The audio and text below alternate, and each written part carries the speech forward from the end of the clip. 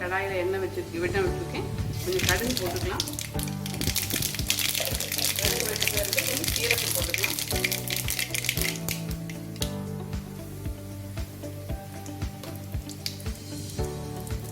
Cut பண்ணி வச்சிருக்கிற வெங்காயம் சேர்த்துக்கலாம்.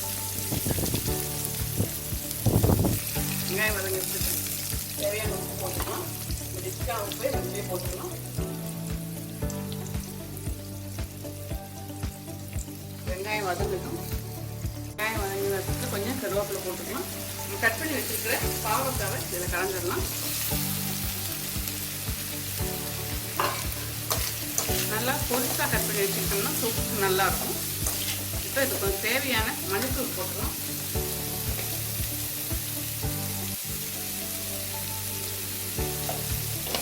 பாவக்காய் நல்லா வேகணும். அதனால் நம்ம ஃபஸ்ட்டு கொஞ்சம் தண்ணி விட்டு இதை நல்லா குக் பண்ணி எடுத்துடலாம். நான் கொஞ்சம் அரிசிக்கான தண்ணி எடுத்து வச்சுருக்கேன். அரிசிக்கான தண்ணி கொஞ்சம் ஊற்றிக்கலாம்.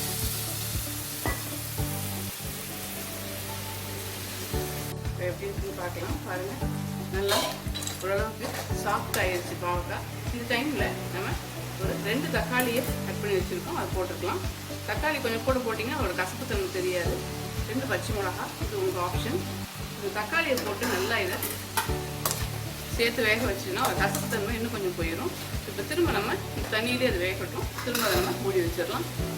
பாருங்க, தக்காளி நல்லா சாஃப்ட் ஆகிடுச்சு. இப்போ இந்த டைமில் இதுக்கு தேவையான மிளகாத்தூள், நான் தனி மிளகாத்தூள் போடுறேன். உங்களுக்கு எந்த அளவுக்கு காரம் வேணுமோ அந்த அளவுக்கு நீங்கள் போட்டுக்கோங்க. அடுத்து கொஞ்சம் குழம்பு மிளகாத்தூள் போட்டுக்கலாம். இதில் குழம்பு மிளகாத்தூள் இல்லைன்னா மஞ்சத்தூள் போட்டுக்கோங்க. கொஞ்சம் கன்சிஸ்டன்சி கொடுக்கும். இதெல்லாம் கரைச்சிக்கிட்டு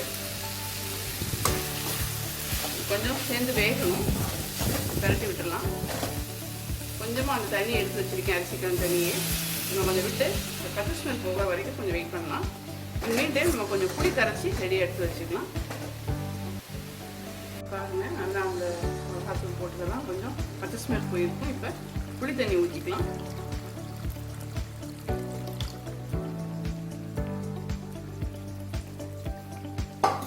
கடைசியாக ஒரு வெள்ளை துண்டு ஒன்று இருக்குது, அதை போட்டுக்கலாம். அப்போ தான் உங்களுக்கு எல்லா சுவையும் சேர்ந்து வரும். இது நல்லா கொதிச்சு நான் தொக்கு பதத்துக்கு வரட்டும். அது வரைக்கும் குக் பண்ணிடலாம். பாருங்கள், நல்லா கொதிச்சு எண்ணெய் நல்லா ஓரம் கழுந்து பாருங்கள். மல்லித்தலையை போட்டலாம். பாருங்கள், தொக்கு பதத்துக்கு இருக்குது.